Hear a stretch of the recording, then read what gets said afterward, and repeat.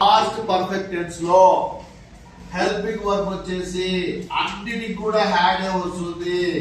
Past perfect tense లో అన్నిటి కూడా సబ్జెక్ట్ లో ఉన్నటువంటి అన్నిటికీ I, we, you, they, he, she, it, names అన్నిటి కూడా హ్యాడ్. మెయిన్ వర్బ్ వచ్చేసి V3. మనందరికి తెలుసు V3 అంటే V1 go, went V2 gone, going goes. కాబట్టి మనం ఇక్కడ V3 వాడతాము. తర్వాత ఆబ్జెక్ట్ కర్మ. I had gone to Kadapa by this time yesterday. ఇక్కడ ఒక సమయాన్ని చెప్తున్నారు. ఇదే సమయానికి నిన్న అక్కడ ఉన్నాను అని చెప్పడం కోసం బై దిస్ టైం అన్నమాట. I had gone to Kadapa by this time yesterday. ఇక్కడ ఒక ఖచ్చితత్వాన్ని మనం సమయాన్ని తెలుపుతున్నాం.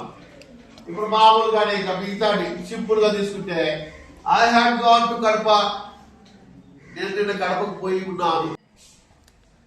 నేను నిన్న కడపకు వెళ్ళాను.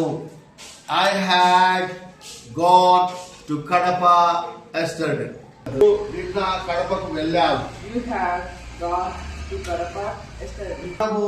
నిన్న కడపకు వెళ్ళాను. We had gone to Kadapa yesterday. వారు నిన్న కడపకు వెళ్ళారు. They had gone to Kadapa yesterday. ఆమె నిన్న కడపకు వెళ్ళింది. She had gone to Kadapa yesterday. అతడు నిన్న కడపకు వెళ్ళాడు. He had gone to Kadapa yesterday. రాణి నిన్న కడపకు వెళ్ళింది. Rani had gone to Kadapa yesterday. రాజు నిన్న కడపకు వెళ్ళాడు. Raju had gone to Kadapa yesterday. నేను నిన్న జమ్మలమడుగుకు వెళ్ళాను. I had gone to Jabalmadu yesterday. అది నిన్న కడపకు వెళ్ళింది. He had gone to Kadapa yesterday. Past perfect tense అంటే గతంలో జరిగిపోయినటువంటి పనులకు పాస్ట్ పర్ఫెక్ట్ టెన్స్ వాడతాం. సబ్జెక్ట్ హెల్పింగ్ వర్బ్ వచ్చేసి have. I, we, you, they వస్తే హ్యావ్ చెప్పుకున్నాం. హి, సి, ఇట్, నేమ్స్ వస్తే హ్యావ్ చెప్పుకున్నాం. V3 మెయిన్ వర్బ్, తర్వాత ఆబ్జెక్ట్ కర్మ.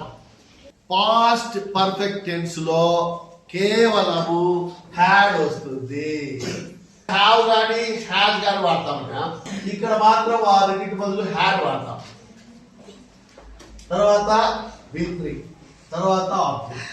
V1 అంటే ప్రజెంట్ టెన్స్, V2 అంటే పాస్ట్ టెన్స్, V3 అంటే పాస్ట్ పార్టిసిపుల్, V4 అంటే ఫ్యూచర్ టెన్స్, V5 అంటే third person.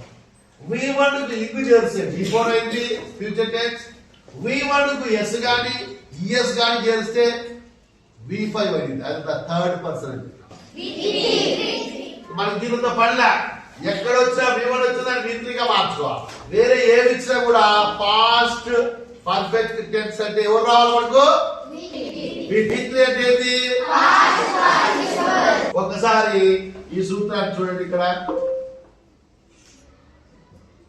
Present perfect tense లో హ్యావ్ హ్యాడ్ వెళ్ళిపోయి ఏమొచ్చింది? ఇక్కడ ఏమొచ్చింది? కాబట్టి ఒకసారి సూత్రం చెప్పండి. పాస్ట్ పర్ఫెక్ట్ టెన్స్ సూత్రం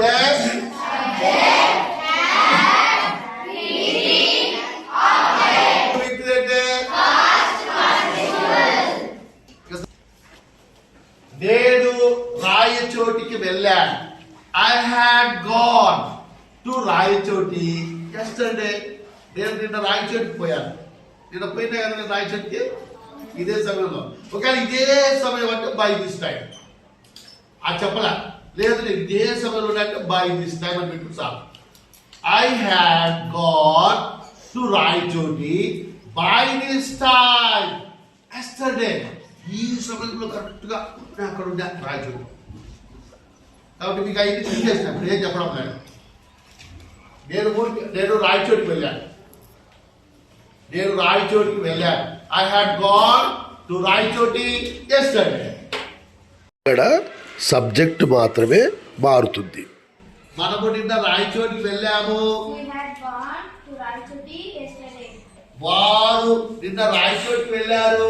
They had gone to Raichoti yesterday. Very good. అతడు నిన్న రాయచోటికి వెళ్ళాడు. He had gone to Raichoti yesterday. ఈమె నిన్న రాయచోటికి వెళ్ళింది. She had gone to Raichoti yesterday.